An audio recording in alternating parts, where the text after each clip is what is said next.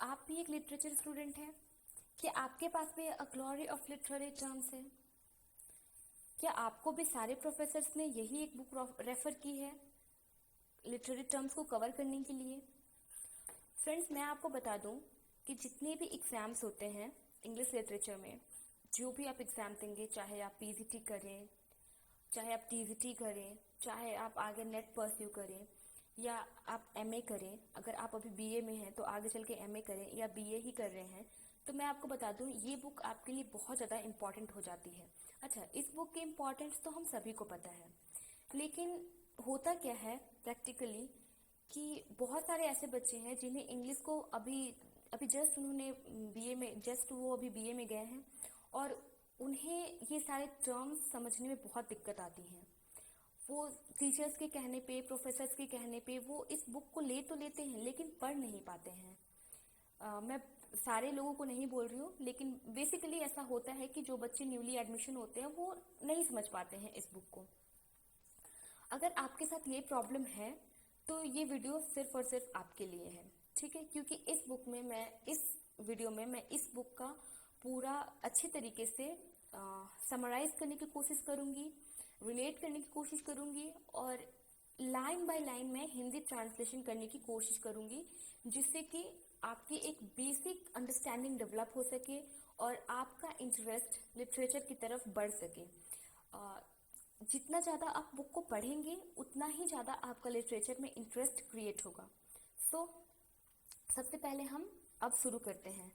उससे पहले लेसन को शुरू करने से पहले मैं आपको बता दूं कि आप star notes language and literature देख रहे हैं, जिसमें कि आज हम इसका समरी पढ़ने जा रहे हैं। लाइन बाय लाइन हिंदी पढ़ेंगे। ओके, ये टर्म होता क्या है, कैसे इमर्ज हुआ, किसका इन्फ्लुएंस पड़ा, इसके इमर्ज होने का कारण क्या था, एवरी डिटेल्स हम कवर करेंगे। Okay, let's begin. तो द एब्सर्ड लिटरेचर, ये जो टर्म है अप्लाई कहाँ पर होता है?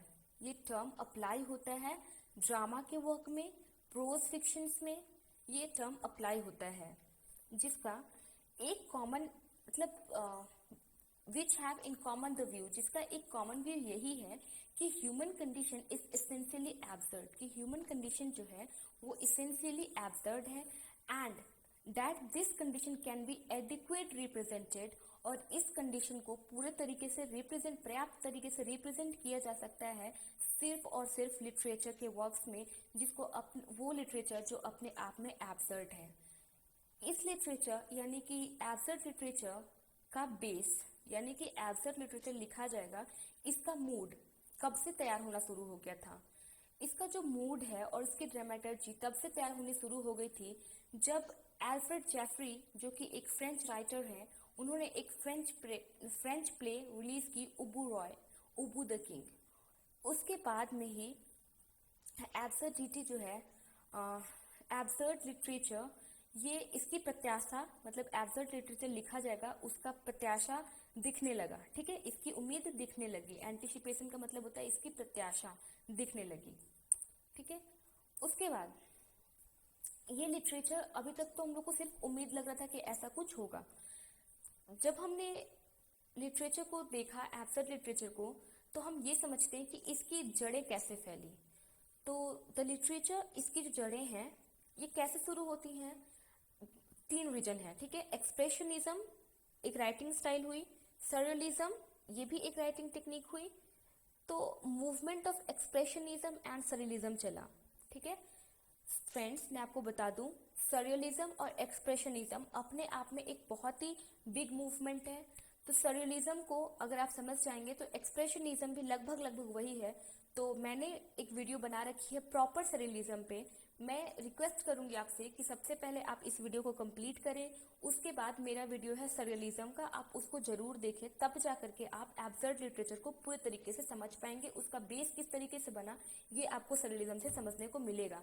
फिलहाल मैं आपको शॉर्ट में ये बता देती हूँ कि सरियलिज्म जो था वहाँ पर राइटर बिल्कुल फ्री माइंडेड लिखना चाहते थे और ये बियॉन्ड द रियलिटी को लिखना चाहते थे। यहाँ पर वो अपनी इमेजिनेशन को लिखना चाहते थे, वो जो सोचते हैं उसको लिखना चाहते थे। और ये सबसे पहले पहले की जो भी बेसिक थियरी थी ना, राइटिंग स्टाइल, जो भी बेसिक थियरीज थी राइटिंग की, जो भी बेसिक टेक्निक्स थी, उनको सरियलिज्म में जितने भी लोग थे वो लोग फॉलो नहीं करना चाहते थे। ये बोलते थे कि इनके लिए प्लॉट कंस्ट्रक्शंस किस तरीके का है ये मैटर नहीं करता, उसकी डेट को इन लोग क्रोनोलॉजिकल ऑर्डर इन लोग के लिए मैटर नहीं करता, इन लोग के लिए सीक्वेंस मैटर नहीं करता, इन लोग जक्स्टा पोजिशंस में इन लोग बिलीव रखते थे। ठीक है, तो इस तरीके का ये सरियलिज्म था। इन डिटेल आप वीडियो देख सकते हैं। ओके, तो ये पूरा का पूरा एक मूवमेंट चला। तो मैं आपको बता रही थी कि इसकी जड़ें, जो एब्सर्ड लिटरेचर था, इसकी जड़ें इतनी मजबूत कैसे हुई। तो इसकी जड़ें तब मजबूत हो जाती हैं जब एक्सप्रेशनिज्म चला, सरियलिज्म चला। ठीक है, तो उससे हो गया। उसके बाद में एक और राइटर थे फ्रांस के ही, जो कि फ्रेंच काफ्का। इन्होंने भी लिखा द ट्रायल मेटामॉर्फोसिस। अब जब ये ट्रायल मेटामॉर्फोसिस लिखते हैं ना 1920s में, तब से जो है एब्सर्ड लिटरेचर का बेस और ज्यादा स्ट्रांग हो जाता है। ओके, द करंट मूवमेंट, ये जो करंट मूवमेंट है, कौन सा मूवमेंट? एक्सप्रेशनिज्म, सरियलिज्म, ओके, और एब्सर्ड वाला।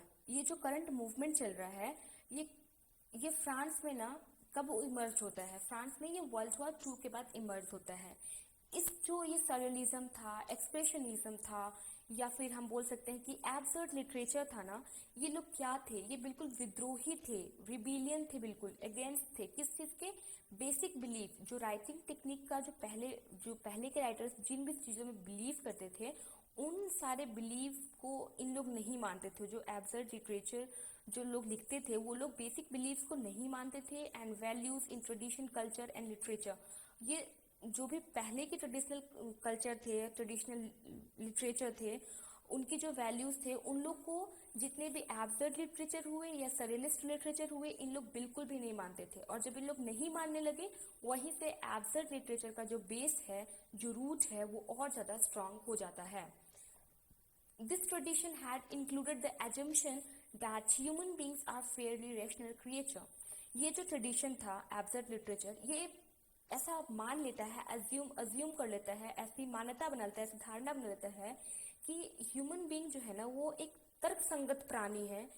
तर्क संगत, रैशनल क्रिएचर मतलब तर्क संगत प्राणी है, जो कि एक ऐसे यूनिवर्स में रहता है जिसको अभी सिर्फ और सिर्फ पार्शियली समझा जा सका है। ठीक है, पूरे तरीके से यूनिवर्स को कोई समझ ही नहीं पाया है अभी। ऐसे वर्ल्ड में रहता है जो हमेशा हर चीजों को ना क्या करता है, ह्यूमन समझना चाहता है हर एक चीज को। ठीक, लेकिन हर चीज को इंसान समझ नहीं सकता। That they are part of an, क्योंकि ह्यूमन क्या है ना, कि एक ऑर्डर्ड सोशल स्ट्रक्चर का पार्ट है। मतलब हम लोग जिसमें बोलते हैं ना कि जैसे कि कोई भी इंसान कोई काम करता है तो बोलते हैं कि ये हमारे समाज में नहीं चलेगा। ठीक है, तो हम लोग क्या है कि जिस समाज में हम रहते हैं, हमें उसी समाज के अकॉर्डिंग, उसी ऑर्डर्ड सोशल स्ट्रक्चर के अकॉर्डिंग काम करना होता है। ठीक है, और फिर ये बोलते हैं कि हम लोग बहुत ही प्रैक्टिकल हैं, हम लोग बहुत ही रेशनल हैं। इसीलिए हम क्या होता है कि हार जाने के बाद भी हमें क्षमता बचती है अपने हीरोइज्म को और अपनी डिग्निटी को हमेशा हम लोग बचाए रखते हैं, चाहे हम हार ही क्यों न गए। अगर हम एक बार हार जाते हैं तो हम बोलते हैं ठीक है, एक बार हार गए तो क्या हुआ, हम नेक्स्ट बार ट्राई करेंगे। किसी एग्जाम में हम एक बार फेल हो गए तो क्या, हम नेक्स्ट बार ट्राई करेंगे। तो ये सब क्या है, हम हार गए हैं एक बार, लेकिन फिर भी हम नेक्स्ट बार के लिए तैयार हो रहे हैं। तो ये क्या है, ये सब हीरो का ही तो एक हीरो में ही तो ये सारी क्वालिटीज पाई जाती हैं। हम अपनी डिग्निटी को बनाए रखे हैं कि नहीं, हमारी डिग्निटी है कि हमको ये क्रैक करना है तो करना है। ओके, सो हम हार चुके हैं, लेकिन फिर भी हमारे अंदर ये डिग्निटी है, हमारे अंदर ये बिलीफ है। तो इसी तरीके से बोल रहे कि इसीलिए इंसान जो है वो वेल स्ट्रक्चर ऑर्डर्ड में रहता है। 1940s के बाद क्या होता है कि एक वाइड स्प्रेड, मतलब बहुत ही ज्यादा फैलने वाली, ठीक है, एक टेंडेंसी, प्रवृत्ति होती है। जितने भी उस वक्त के एग्जिस्ट करते थे फिलोसोफर, प्रोमिनेंट फिलोसोफर जितने भी थे, या हम बोल सकते हैं मैन ऑफ लेटर्स बोलते हैं। जितने भी कोई ऐसे लोगों के लिए मैन ऑफ लेटर्स का यूज किया जाता है जो कि बहुत ज़्यादा नॉलेज रखते हो लिटरेचर में और नॉवेल्स में और पोइट्री में, उन लोगों के लिए। तो बहुत 1940s के टाइम पे क्या हुआ कि बहुत ही वाइड स्प्रेड टेंडेंसी चल रही थी, specially prominent in the existential philosophy, जैसे कि क्या चल रहा था, जितने वाइड स्प्रेड टेंडेंसी हो रही थी, जितने भी प्रोमिनेंट फिलोसोफर थे वो लोग, जैसे कि जीन पॉल सैटर हो गए, एल्बर्ट कॉमस हो गए, to view a human being as an isolated existent, human being को वो बिल्कुल आइसोलेटेड एग्जिस्टेंट के तौर पे देखते थे, जिनको कास्ट कर दिया गया है एलियन यूनिवर्स में। ह्यूमन बीइंग का अगर हम कल्पना करना चाहते हैं, कंसीव करना मतलब टू इमेजिन, कल्पना करना, ठीक है, अगर ह्यूमन बीइंग का हम कल्पना करना चाहते हैं इस वर्ल्ड में, तो हमको कोई भी जो है ना, पॉजिटिव मतलब रखना, धारण करना, ओके, कोई भी चीज को इनहेरेंट नहीं रखना होगा। सच जो सच है उसको छुपा कर नहीं रखना होगा। जैसे मैं बताती हूँ इसका क्या मतलब बोल रहा है। जैसे कि पहले के जो पे लिटरेचर थे, देखिए कोई भी लिटरेचर को समझने के पहले आपको उसका टाइम एरा, किन किन टाइम एरा को क्रॉस करके वो लिटरेचर लिखा जा रहा है, वो आपको समझना जरूरी है। जैसे कि हम अगर बात करेंगे रोमांटिक एरा की, तो रोमांटिक एरा में क्या हो रहा था, लोग जो है वो नेचर के ऊपर लिखा जा रहा था, ये सारे पे। उसके बाद आता है विक्टोरियन एरा पे, तो विक्टोरियन एरा में थोड़ा शांति था। उसके बाद साइंस का साइंस हो रहा था वहाँ पे, इंडस्ट्री का सब हो रहा था, इंडस्ट्री सारे लगाए जा रहे थे बहुत सारा, ठीक है, तो उन सारी चीज़ों का इफेक्ट कहीं ना कहीं मिलता है, ओके।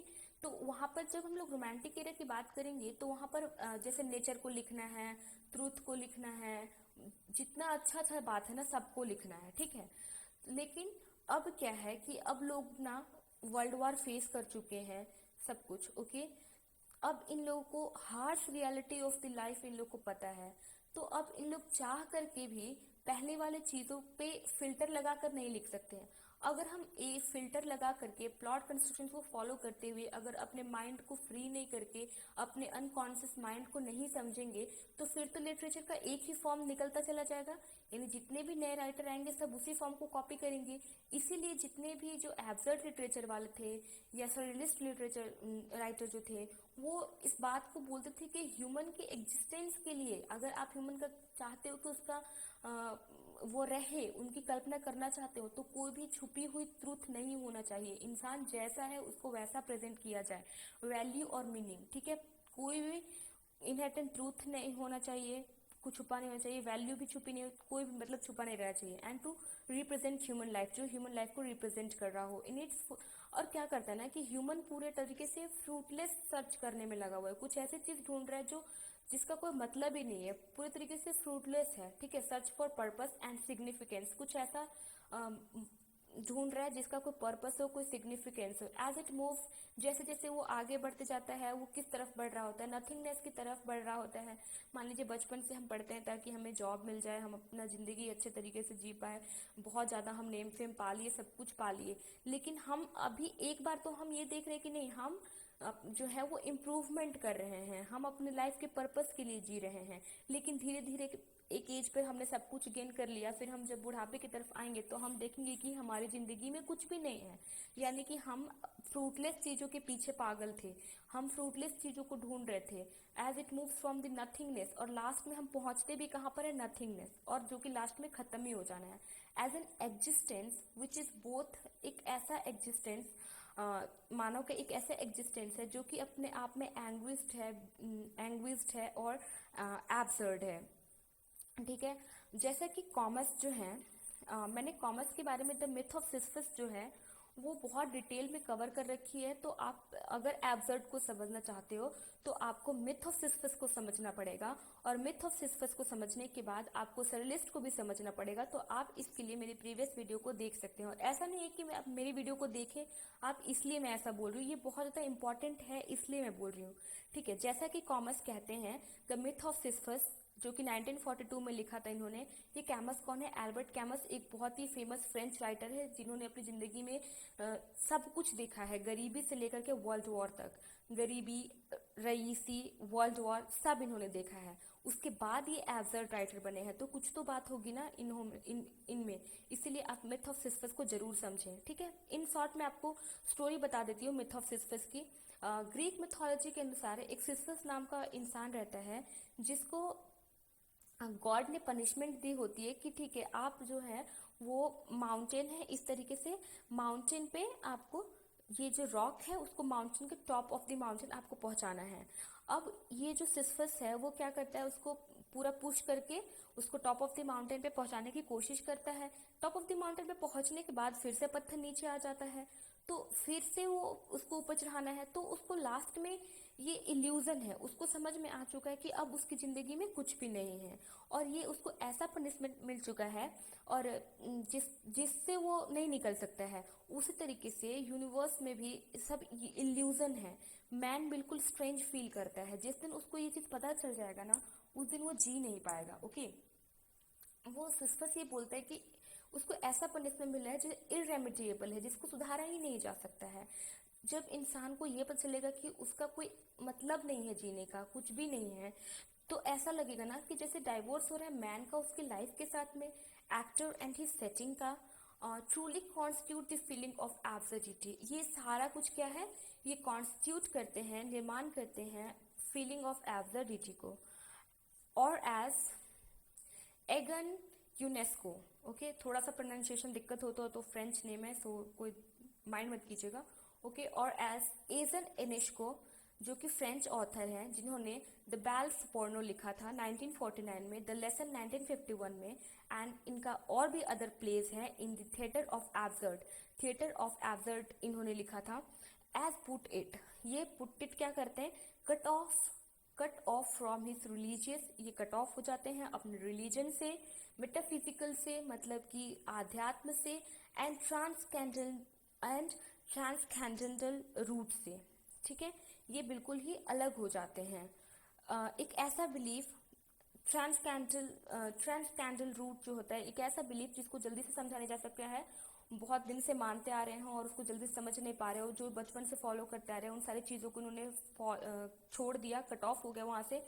और लास्ट में जब अगर इंसान अपने धर्म को छोड़ देता है, आध्यात्म को छोड़ देता है, जो चीज़ को वो फॉलो करता है उस चीज़ को छोड़ देता है, तो मैन कैसा महसूस करेगा, मैन लॉस्ट हो जाएगा।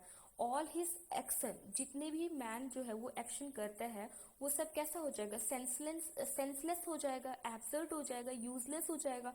फिर इंसान को हमेशा ऐसा ही लगता रहेगा कि कुछ भी नहीं है, सब कुछ सेंसलेस है, सब कुछ एब्सर्ड है, सब कुछ यूजलेस है। लोग बोलते हैं ना कि जितने भी महात्मा ज्ञानी लोग होते हैं, उन लोग क्या करते हैं कि मोह माया से ऊपर उठ चुके होते हैं। ठीक है, वो बोलते हैं कि सब कुछ मोह माया है, टाइप ऑफ, आप इसको उस तरीके से समझ सकते हो। ये जो यूनेस्को है कहते हैं in commenting on the mixture of mood in the literature of absurd, तो ये क्या करते हैं कि किस तरीके से लिटरेचर का मूड जो है वो मिक्स्ड हो रहा है, उस पर ये अपना कमेंट देते हैं। बोलते हैं कि पीपल जो है वो डूबता जा रहा है मीनिंगलेस चीजों के पीछे। आज कोई इंसान इसलिए पढ़ रहा होगा क्योंकि कल उसको पैसे कमाना है, मतलब इंसान ना कुछ ऐसी चीजों के पीछे भाग रहा है जिसका कोई मतलब नहीं बनता है। मान लीजिए कोई इंसान बहुत पैसे कमा लेगा, तो क्या वो मरने के बाद उन पैसों को लेकर के जाएगा, नहीं ना। तो वो चीजें उसके लिए तो मीनिंगलेस है ना। पीपल जो है वो ड्रॉन किस चीज के लिए कर रहे हैं, मीनिंगलेस चीजों के लिए, एंड कैन बी ग्रॉस्टिक, ठीक है, जो कि बहुत ही विचित्र है, बहुत ही अजीब है। Their suffering can only appear tragic by derision, ठीक है, उनका जो तकलीफ है, उनका जो भी उनका क्या बोल सकते हैं उसको, ये जो उनका तकलीफ है, ये सिर्फ और सिर्फ हम लोग को तब समझ में आता है जब हम एक सैमुअल बैकेट का, जब हम लोग देखते हैं, सैमुअल बैकेट जब इसके ऊपर एक उपहास करते हैं, डेरिजन्स का मतलब होता है उपहास करते हैं। सैमुअल बैकेट का टाइम पीरियड रहा था 1906 से 1809 तक। तो ये एक बहुत ही, जो सैमुअल बैकेट जो है वो बहुत ही most eminent and influence writer थे। बहुत ज़्यादा फेमस राइटर हुए हैं ये, ड्रामा के फील्ड में भी और प्रोज फिक्शन के फील्ड में भी। एक्चुअली में सैमुअल बैकेट जो थे वो आयरिश लिविंग पर्सन थे, मतलब ये बेसिकली आयरलैंड से बिलोंग करते थे, लेकिन सैमुअल बैकेट जो है वो पेरिस में रहते थे। Who often right in French, जो कि अक्सर फ्रेंच में लिखा करते थे, बाद में उनके वर्क को इंग्लिश में ट्रांसलेट किया जाता था। सैमुअल बैकेट ने एक बहुत ज़्यादा फेमस एक बुक लिखी है, सच एज वेटिंग फॉर गॉडट। मैं आगे वेटिंग फॉर गॉडट पे पूरा लेक्चर लेकर आऊंगी, सो बहुत इंपॉर्टेंट है ये भी। Such as waiting for Godot. इन्होंने जो सैमुअल बैकेट ने वेटिंग फॉर गॉडट लिखा जो 1954 में, और एक और बुक लिखी द एंड गेम 1958 में, ये सारा का ये जो दोनों बुक हैं वेटिंग फॉर गॉडट, एंड गेम, लिखा किसने? सैमुअल बैकेट ने। और ये प्रोजेक्ट कर रहे होते हैं इरेशनल चीज़ों को, हेल्पलेसनेस को। ये जो जब आप वेटिंग फॉर गॉडट पढ़ोगे ना आपको मजा आएगा, ठीक है।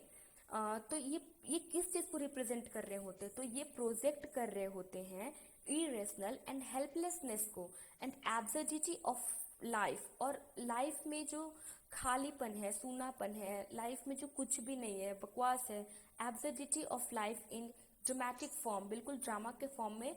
ये किन किन चीज़ों को रिप्रेजेंट करते हैं? इरेशनलिज्म यानी कि अतर्क संगत, ठीक है। हेल्पलेसनेस मतलब समझ रहे हो आप कि ना बहुत ही बेसहाय फील करना, कोई आपको हेल्प करने के लिए नहीं। फीलिंग ऑफ रिजेक्शन इन लोग फील कर रहे हैं, कोई लॉजिकल रीजनिंग नहीं है। ड्रामेटिक फॉर्म जो इन लोग रिजेक्ट कर रहे होते हैं लॉजिस्टिक सेटिंग को, यानी कि जो लॉजिक लगाकर लिखा जाता है उसको इन लोग फॉलो नहीं करते हैं, उसको रिजेक्ट करते हैं। लॉजिस्टिक सेटिंग को रिजेक्ट कर रहे हैं, लॉजिकल मीनिंग को रिजेक्ट कर रहे हैं, और कोहेरेंटली इवॉल्विंग प्लॉट, और जो प्लॉट इवॉल्व हो रहे हैं जिनका एक प्रॉपर तरीका है उसको भी ये रिजेक्ट कर रहे हैं। कौन रिजेक्ट कर रहे हैं? Samuel Beckett. कौन है? एब्सर्ड राइटर हैं, जो कि बेसिकली आयरिश राइटर हैं, जो कि फिलहाल रह रहे हैं फ्रांस में। अब हम लोग देखेंगे कि वेटिंग फॉर गॉडट में था क्या चीज। ओके, सो बेसिकली हम ये बोल सकते हैं कि वेटिंग फॉर गॉडट का एक शॉर्ट समरी है जिसको आप याद रख सकते हैं। Waiting for Godot represent two tramps. Waiting for Godot में दो ट्रैम्प्स है। ट्रैम्प्स उन लोगों को बोला जाता है जो घुमंतु प्रवृत्ति के लोग होते हैं, लाइक कभी यहाँ कभी वहाँ, मतलब उनके पास कुछ अपना ठौर ठिकाना नहीं होता है, तो वो कभी यहाँ रहते हैं कभी वहाँ रहते हैं, ठीक है। तो वेटिंग फॉर गॉडट इसमें दो ऐसे घुमंतु टाइप के लोग रहते हैं जो कि बिल्कुल ही वेस्ट प्लेस में रह रहे होते हैं, और ये fruitlessly and all but hopelessly, ये मतलब ये तो घुमंतु हैं, तो इनके लिए तो कुछ अच्छा हो ही नहीं रहा है। ये लोग तो ऑब्वियसली कुछ पर्पस नहीं है इन लोग का, तो ये तो होपलेस ही रहेंगे। और दोनों बैठ के क्या कर रहे थे? Waiting for an unidentified person. और ये दोनों बैठ के क्या करते हैं कि अनआइडेंटिफाइड पर्सन जो कि गॉड डॉट है, ठीक है, उसका वेट कर रहे होते हैं। गॉड डॉट कौन है? Messenger of God. उनका ये वेट कर रहे होते हैं। हु मे और मे नॉट एग्जिस्ट, जिसका वो एग्जिस्ट करता है या वेटिंग गॉड डॉट जो है मैसेंजर ऑफ गॉड एग्जिस्ट करता है या नहीं करता है, ये भी कोई नहीं जानता है। With whom they sometime think, वो कभी कभी ऐसा भी सोचते थे that they may have an appointment, कि उनकी अपॉइंटमेंट है एज वन ऑफ देम, कि एक उनमें से एक जो था ना ये सोचता है कि नहीं नहीं मेरी तो गॉड से अपॉइंटमेंट है, वो जरूर आएंगे हमको बचाने के लिए। जबकि दूसरा वो बोलता है कि नथिंग हैपेंस, कुछ नहीं होगा, नो बॉडी, कोई भी नहीं आएगा, नो बडी कम्स, नो बडी गोज, कोई नहीं आएगा कोई नहीं जाएगा। ये वेरी ऑफुल, ये बहुत ज़्यादा ऑफुल है। Like most works in this mood, और हम लोग भी बहुत सारे ऐसे मूड में काम करते हैं। और ये जो like most works in this mood, और ये जो वेटिंग फॉर गॉडट में जो बहुत सारा जो सोचने की प्रवृत्ति है वो कैसा है? The play is absurd in the double sense. जो प्ले है वो एब्सर्ड है, ठीक है। दैट इज ग्रोटेस्कली कॉमिक, ये हास्यपद रूप से मतलब बोले तो कॉमिक भी है। इरेशनल एंड नॉन कॉन्सिक्वेशनल है बिल्कुल ही। इट इज अ पैरोडी, ये एक पैरोडी है। मतलब पैरोडी का मतलब होता है कि जब हम किसी एक राइटिंग का ना बहुत ही फनी वे में कॉपी कर रहे होते हैं, ठीक है, उसका है। It's a parody not only of the traditional assumption, ये ना कॉमेडी बहुत ही हास्यास्पद तरीके से रिप्रेजेंट करता है ट्रेडिशनल एजम्पशंस को, वेस्टर्न कल्चर को, but of convention and generic form of traditional drama. लेकिन कन्वेंशनल और जेनरिक फॉर्म है ट्रेडिशनल ड्रामा का, and even of its own inescapable participation, और एक ऐसा पार्टिसिपेशन है जिसको कोई स्किप नहीं कर सकता है in the dramatic medium. The lucid but adding the pointless dialogue, ठीक है, बहुत ही स्पष्ट लेकिन थोड़ा सा घुमा फिरा करके जो है वो कभी कभी ये चीज़ ना फनी भी हो जाती है, एंड स्प्रेड फॉल, और ये नुकसान भी दे देता है कभी कभी। एंड अदर मूड्स ऑफ स्लैपस्टिक्स बोलते हैं कि मतलब इज अ स्टाइल होता है एक तरीके का, ह्यूमर बनाने का ना एक स्टाइल होता है, इन्वॉल्विंग एग्जैगरेट फिजिकल एक्टिविटी, मतलब ह्यूमर बनाने का एक तरीका होता है। ये क्या चीज करते हैं, ये प्रोजेक्ट करते हैं alienation and tragic anguish of human existence. ये सारा कुछ जो है ना, ये प्रेजेंट किसको कर रहे होते हैं, ह्यूमन का जो है खालीपन को ही रिप्रेजेंट कर रहे होते हैं। बैकेट, अभी हम लोगों ने देखा था ना सैमुअल बैकेट के बारे में, जिन्होंने वेटिंग फॉर गॉडोट लिखा था, वही है। Beckett's prose fiction such as, Beckett का जो वो तो ड्रामा था ना, ये फिक्शन की बात हो रही है, ठीक है। बैकेट्स प्रोज फिक्शन जैसे कि मेलॉन डाइज, ये प्रोज है, किसके लिखा हुआ, मेलॉन डाइज किसका प्रोज है, बैकेट का। कब पब्लिश हुआ, 1958 में। द अनमैनेबल, ठीक है, द अननेमेबल 1960 में पब्लिश होता है। प्रेजेंट एन एंटी हीरो, जिसको एंटी हीरो के रूप में प्रेजेंट किया जाता है। Who plays out the absurd move of the end game of civilisation, जो कि एब्सर्ड मूव को प्रेजेंट करते हैं। एंड गेम मैंने बताया था कि लिखा हुआ बुक है। एंड गेम ऑफ सिविलाइजेशन को in a non work which tends to undermine, जो कि अंडरमाइन करता है coherence of its medium language itself. But typically Beckett characters carry on, लेकिन बैकेट्स जो है वो ऐसे कैरेक्टर्स को कैरी ऑन करते हैं। Even if in a life without purpose, वो फिर भी विश्वास करते हैं कि life without purpose, trying to make sense of the senseless चीजों से सेंस निकालने की कोशिश, and to communicate with uncommunicable, और उन चीजों से कम्युनिकेट करना है जो कि कम्युनिकेट करने लायक भी नहीं है।